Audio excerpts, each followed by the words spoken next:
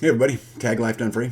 Hey, in honor of Cyber Monday, as we all sit down and are consumers today, I thought I would put out a video and share with you guys my thoughts on the holiday hijacking. Our holidays have been hijacked. They've been hijacked by greed, by corruption, by tyranny, and they do it through tools like envy and pride and greed. But anyway, if you're interested in my version of the holiday hijacking, consumerism, come on, let's check it out.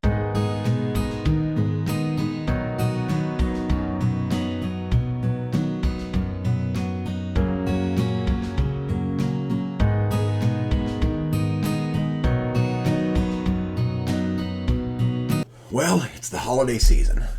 The season is here, and with it is an overload of new widgets and promotions convincing us to splurge.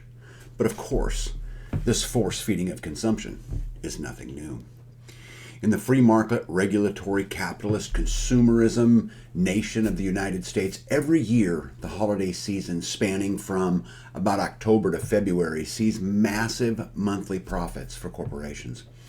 While employees are crushed by the inhuman workloads and consumers are preyed upon under the disguise of, "We earned it."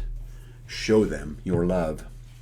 Every year, the connections from consumerism to capitalism to tyranny are once again laid at our feet. We dive into the holidays with the manufactured desire to consume. Regulatory capitalism is driving the consumer crisis. The holiday season, just like the one before, is filled with the drive for more. More advertisements, more fear, and more offers to make it all just go away.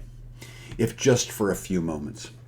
With all the craziness going on in our world today, wouldn't it be nice to escape it all with some family time and some time to appreciate each other? See, hidden behind the bright lights and the shiny wrapping paper lies the dark reality of the holidays, starting with the celebration of Halloween, backed by the colonial conquest of Thanksgiving, followed immediately by the regulatory capitalist schemes of Black Friday, Cyber Monday, and the build-up into a month of Christmas celebrations, promoting extensive gift-giving ceremonies, ending with expensive showing of our love at Valentine's Day. These holidays have been hijacked by corporations and governments and a relentless drive for profit and control. See, in the early 19th century, some greedy aristocrats began shifting the holiday season from one where really poor people would just indulge in food and drink to one of cozy celebration, encouraging the giving of gifts in what started was just to children. But in the 1800s, the gifts were small and often looked like, maybe an orange and a handful of nuts.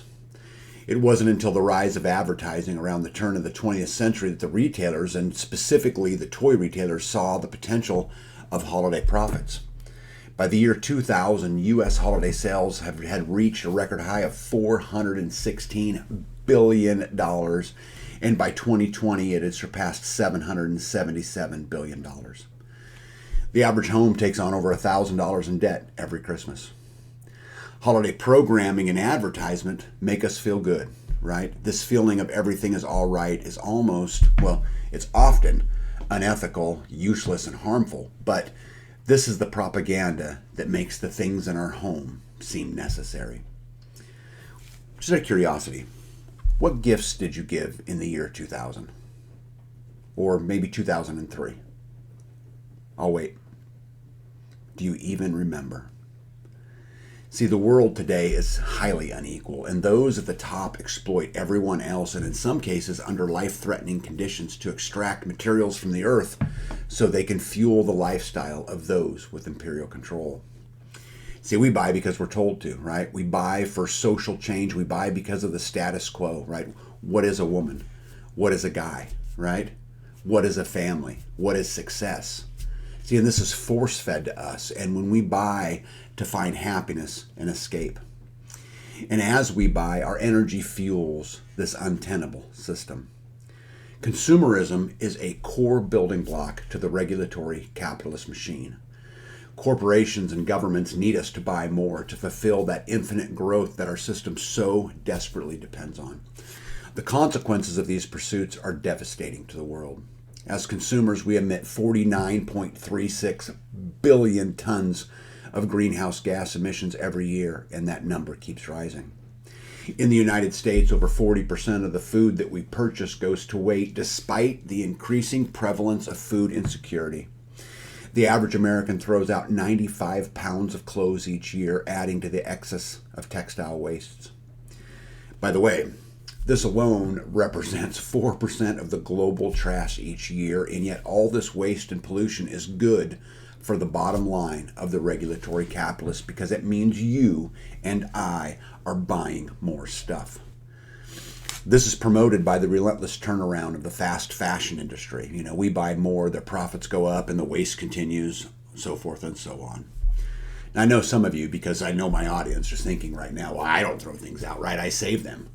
Did you guys know that the storage unit industry, which now makes up $38 billion a year, every year, for housing all of these useless gadgets, Sorry, I'm ranting. Anyway, the holidays have become a tradition of shopping, right? They used to be days of rest and relaxation where we would honor, certain religious traditions and quiet comfort of our homes, surrounded by our loved ones.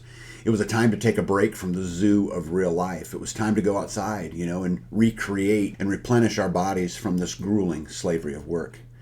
It has all been transformed into consuming sprees, where we get to buy products and services at the lowest perceived prices. We have been manipulated into days where the system makes money by convincing you to spend or to use your credit cards and reward yourself for your hard work. Right? If you keep people broke, they'll appreciate the sacrifices they make, right? Or at least that's what they say. They tell us by virtue that they're low prices, that you can afford this, and that even if you can't, we'll finance you, right? Consumerism is a tradition of celebrating in almost every holiday, manipulating us to buy things we don't need with money we simply don't have. Do any of you guys feel pressure for Valentine's Day, for example? What a special holiday, right? To show your love and respect to the card, flower, and jewelry industry, maybe. Right? The card and jewelry industries manipulate you by requiring you to buy expensive gifts to show your true love. It's become a day of consumer duty obligation and involuntary spending in order to impress the ones we love. Some of you may be aware of this, but I don't know if and some of you may not, but in 2009, they did a large survey that showed that most people don't even want to participate in Valentine's Day, but they feel like they have to out of a sense of duty. I mean, this is what's called moral obligation, right? They just feel the pressure to show that they care through buying things. Really, it was genius, right? I mean, the genius of Valentine's Day is that the card and, candy and flower industries created this tradition that now require men to spend excessive amounts of money on their girlfriends or spouses, right? And the more we spend, the more we care, right? And if you don't, you'll be in serious trouble. And this is because the industries have crafted a message specifically that women aren't valued very much unless they receive a card and an associated gift. And this creates a ton of pressure on the guys, right? I know, but that's just Valentine's Day. It's just one holiday, right? Let's look at Halloween. Halloween is loaded full of consumerism. It's marketed towards children. Halloween was originally an ancient Celtic holiday dedicated to remembering the dead. And during the fall harvest, people symbolized spirits and ghosts through the use of costume, lanterns, represented spirits, eventually turning into the jack-o'-lantern that we know today. However, what it has become today is something entirely different. Halloween's become a day of manipulation and consumption in excess. Modern Halloween began after World War II when sugar rations were lifted. And then candy companies saw this opportunity in, selling candy during Halloween. So candy companies created this massively expensive advertising campaigns to promote candy during Halloween. I mean, trick or treat anyone? Yeah, this was a marketing campaign. And it worked. Halloween now represents 20% of all the candy sales for the entire year. That's over 90 million pounds of candy. And the pharmaceutical companies get to treat the overconsumption of sugar, right? And companies like Nestle and Hershey's and Mars get to see spikes in profits during the last 2 weeks of October to the tune of $2.6 billion annually. Now, the costume industry gets to rake in $3.2 billion, and the waste management industry gets to deal with the 250 million pounds of pumpkins that end up in landfills. But here's the good news. Thank goodness we have Thanksgiving, right? I mean, Thanksgiving is perhaps what, the least exploited holiday? Well, at least on the surface. Well, until you see the setup. Guys, there's no gift exchanges, right? There's no rituals of buying anything but food, albeit it's usually, the excessive amounts of it. Last year, do you know that Americans threw away almost 200 million pounds of turkey during Thanksgiving? And the rest of the day was just to spend with family, right? I mean, it's a day to focus on how thankful we are for each other. We get to ponder just how thankful we are, right? Well, what happens the night of Thanksgiving? And more importantly, the next day? Bam, right? We get to show how thankful we are by Black Friday. Isn't it interesting how we spend the day programmed to be, how thankful we are for our families, and then they send us out shopping?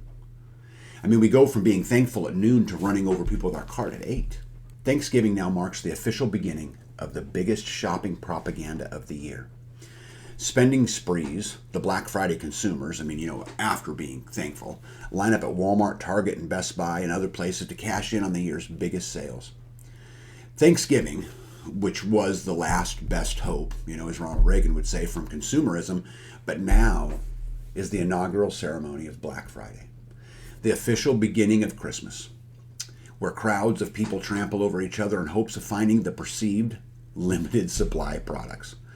And that's exactly what they want you to believe, right? Supply is limited, because this is a very basic mindset that gets you to spend way more than you intended. This is called the scarcity mindset. So you see, the mindset of scarcity triggers this, primitive human herd mentality sparked by fear.